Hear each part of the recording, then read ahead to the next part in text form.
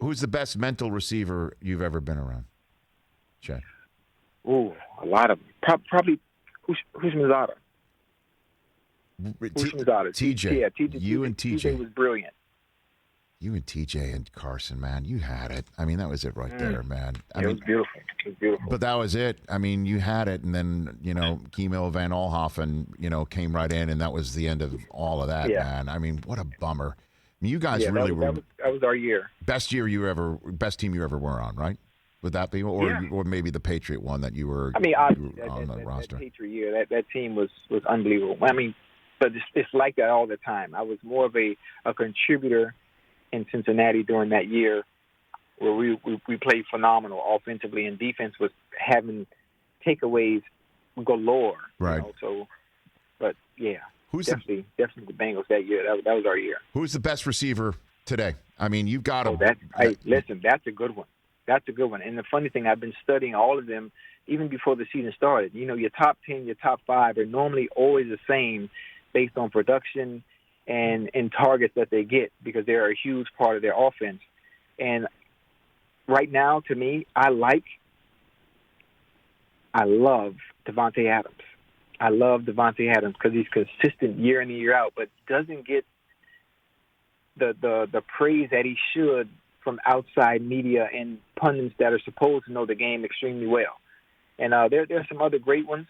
I like Keenan Allen. Obviously, working with a rookie quarterback this year due to Tyrod going down. Stephon Diggs. Julio Jones is still there. Tyreek Hill. Michael Thomas.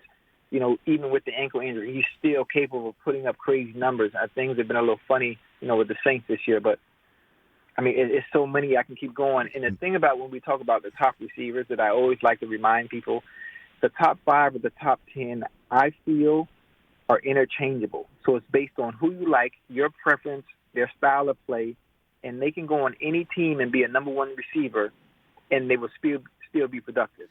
DeAndre Hopkins, let me not leave him out. Another one, he's probably 1A, 1B when it comes to him and Devontae. 2 different styles of play, but can get the job done no matter what, especially D-Hop. He's done it with a merry-go-round of quarterbacks.